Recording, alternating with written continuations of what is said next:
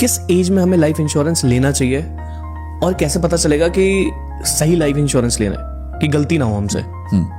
देखो, दो तरह के इंश्योरेंस है। पहले तो मेडिकल पे बात कर लेते हैं क्विकली। ठीक है। मेडिकल तो आपको डे वन चाहिए।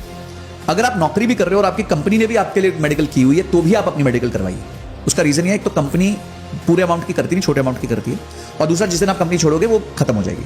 जब आप खुद से मेडिकल करवाते हैं, मेडिकल इंश्योरेंस कराते हैं, तो उसमें क्या होता है, आप अपने हिसाब से करा सकते हैं, 10 लाख की भी करा सकते हैं, क्योंकि मेडिकल खर्चे बहुत बढ़ गए हैं। और दूसरा, उसी के साथ साथ उसमें नो क्लेम बोनस जुड़ता रहता है। तो अगर 3 साल निकल गए आपके इंश्योरेंस को और आपने उसमें क्लेम नहीं किया तो वो बढ़ जाती है, उसकी वैल्यू बढ़ जाती है। पर जॉब वाले इंश्योरेंस में ये सब नहीं होता है। तो सबसे पहला मेडिकल इंश्योरेंस, चाहे आपको जॉब में मिली हुई है फिर भी खुद के लीजिए। बहुत छोटा खर्चा है, साल का मुश्किल 8-10 हज़ार का खर्चा है एक राइट इंश्योरेंस लेने का। उसमें आप कोई भी बड़े ब्रांड्स ले सकते हैं, कोई प्रॉब्लम नहीं है। HDFC अर्गो है, ICICI प्रूडेंशियल है, नुवा बुपा है, सब है। उनमें बस एक देख लीजिए कि क्लेम सेटलमेंट रेशियो क्या है, किसका क्लेम सेटलमेंट रेशियो सबसे अच्छा है। ठीक है, क्योंकि इसमें यही बात होती है कि जी हमने ये बता दिया था, वो बता दिया था, नहीं था, ये था, वो था। थोड़ा अंडरस्टैंड कर लीजिए कि कौन से राइडर्स होते हैं, क्या चीज़ें होती हैं। बेसिक चीज़ें हैं, आप मेरी भी वीडियो देख लेंगे तो आपको मिल जाएगा। मैंने हेल्थ इंश्योरेंस पे बहुत अच्छी वीडियो बनाएंगे, नहीं तो और भी किसी की देखेंगे तो काम हो जाएगा। सेकंड है लाइफ इंश्योरेंस। तो मैं ये कहूँगा कि लाइफ इंश्योरेंस जरूरी नहीं है। अब बोलेंगे सर कैसी बातें करते हो आप, तो कहते होनी चाहिए। किसकी होनी चाहिए वो बहुत जरूरी है। अगर आप एक यंग व्यक्ति हैं इस टाइम पे और अभी आप पे कोई लाइबिलिटी नहीं है तो आपको लाइफ इंश्योरेंस की क्या जरूरत है? करेक्ट। लाइफ इंश्योरेंस होती है कि आपके जाने के बाद आपके परिजन पे कोई बोझ ना बन जाए। For example, I am married, let's say I have 2 kids, और मुझे पता है उनकी एजुकेशन बाकी है, मुझे पता है I am the earning member, तो देन एक इंश्योरेंस लेना जरूरी होता है। और अगर आपको लाइफ इंश्योरेंस लेनी है तो मैं आपको एक फ्रेमवर्क देता हूं जिसका नाम है लाइफ, LIFE, जिसमें L होता है लाइबिलिटीज।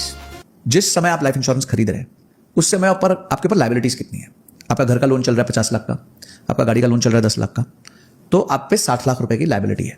यानी कि अगर आप आज ही चले गए तो ये 60 लाख तो वापस कर नहीं करने, और बेचारे आपके परिवार को करने होंगे। सेकंड, आई, लाइफ के मैंने सेकंड होता है आई मतलब इनकम। आज आप चले गए तो आप क्या चाहते हो कि कितने साल तक कितनी इनकम आपकी फैमिली को मिले।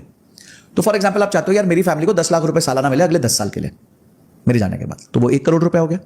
तो आई हो गया 1 करोड़, L हो गया 60 लाख। फिर आता है F मतलब होता है फ्यूचर गोल्स, आपके बच्चों की पढ़ाई, शादी।